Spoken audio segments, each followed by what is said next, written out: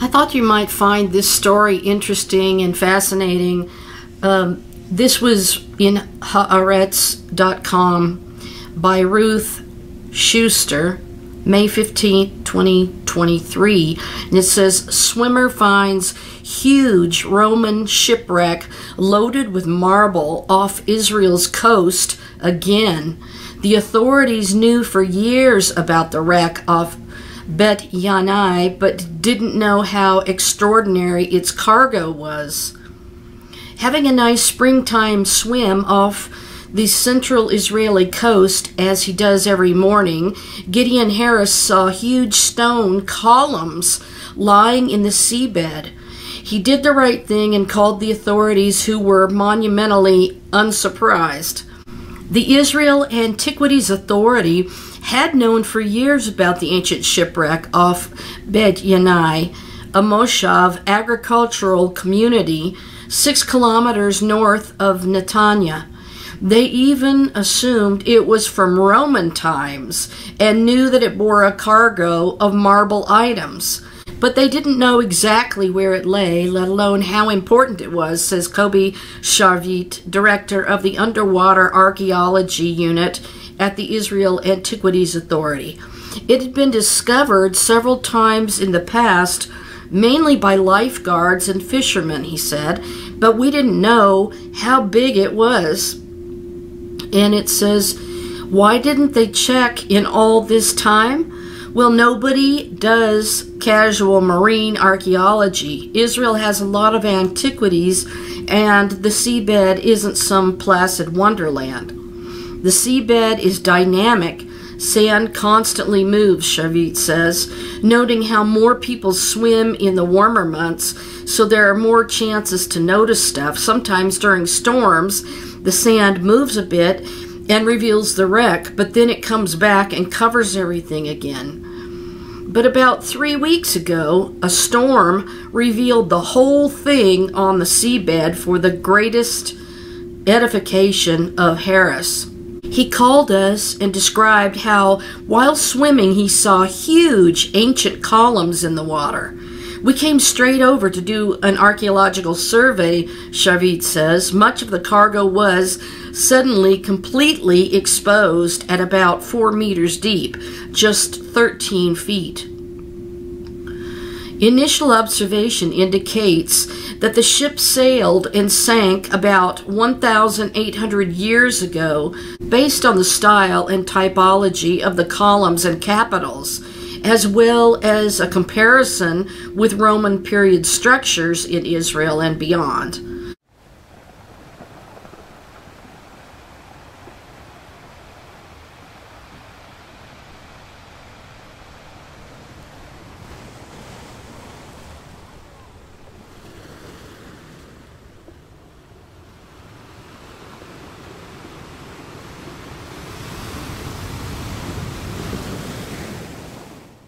The Corinthian capitals, tops of columns, are a type we know from Caesarea, Ashkelon, and Bet Shean from the Roman period, Sharvit says.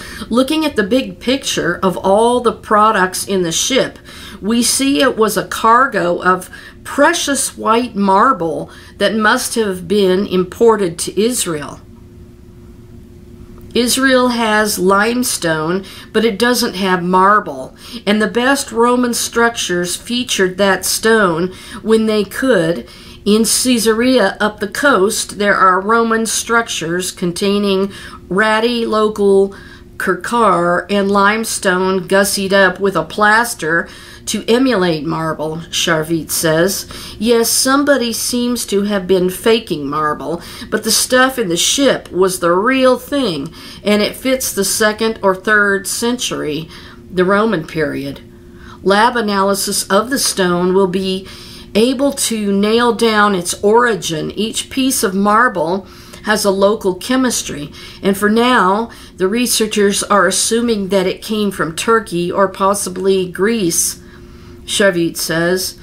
Next week, students will be arriving from the University of Rhode Island, as they usually do every year, to assist in the underwater investigation.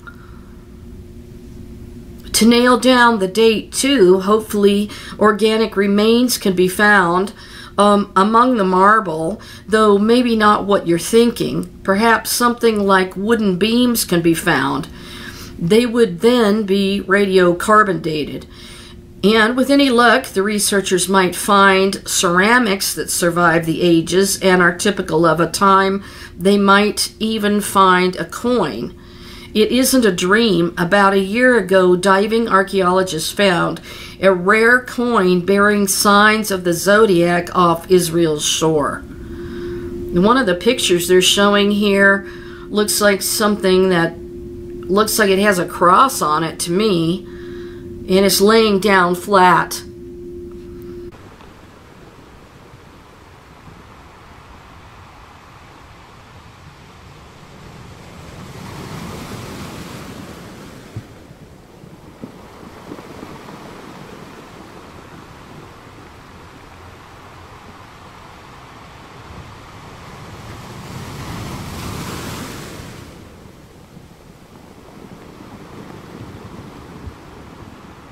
The Antiquities Authority notes that this is the first time a ship bearing tons of partially and completely finished marble magnificence has been found in our neck of the Mediterranean woods. And the find at Bet Yanai answers another question. Did the Romans in Israel import finished products or raw stone?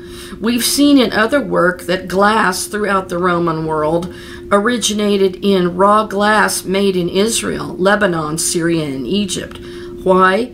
Because we have suitable sand, and finished glass is a monster to ship, at least if you want it in one piece. But marble is another story, and shipping raw unfinished marble invokes sending very heavy pieces over the sea.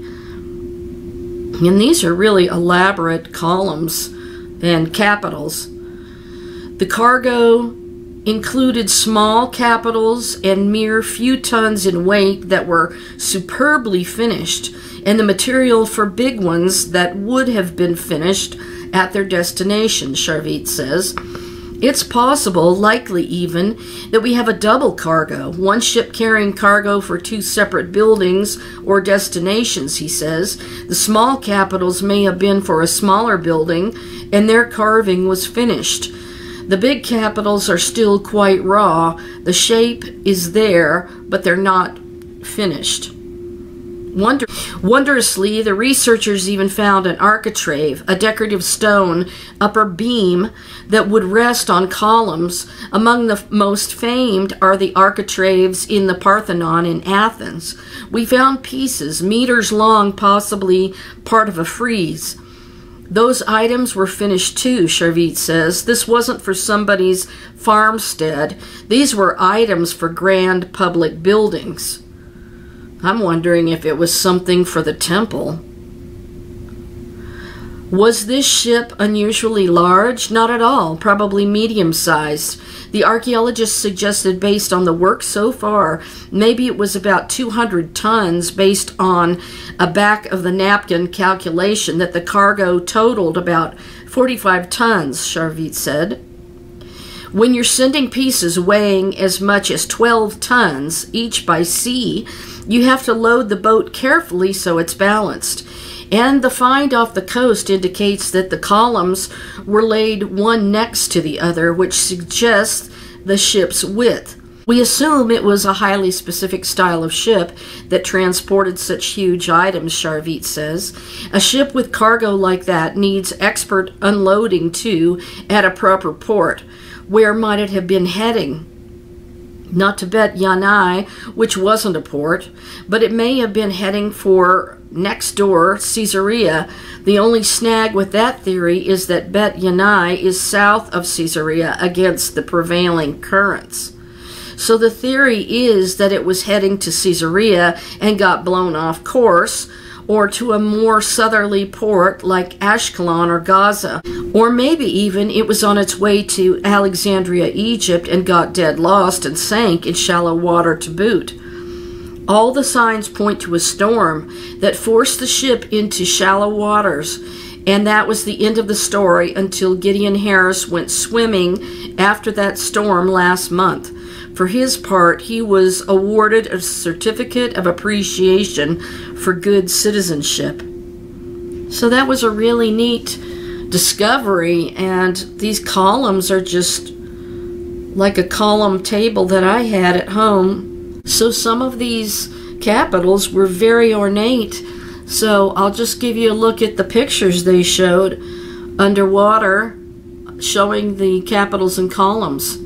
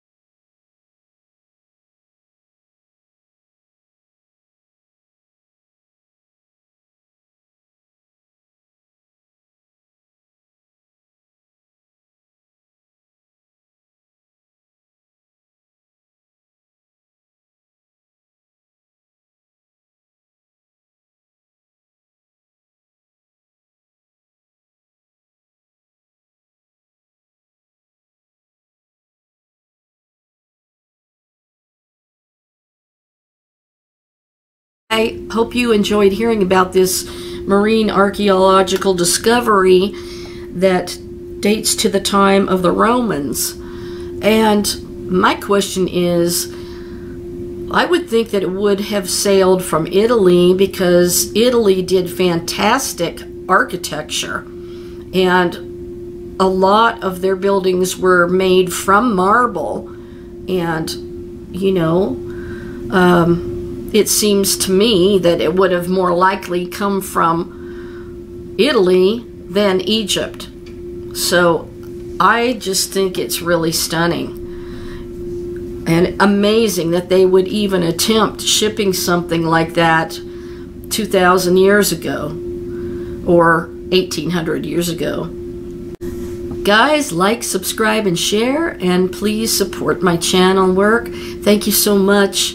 And please read The Almond Tree, Aaron's Rod, The Messiah, King of Israel, available at olivepresspublisher.com. It's a book all about revealing the Messiah to Israel for the last days. All right, well, enjoy your day. And the pictures of the shipwreck go to the Underwater Archaeology Unit at the Israel Antiquities Authority.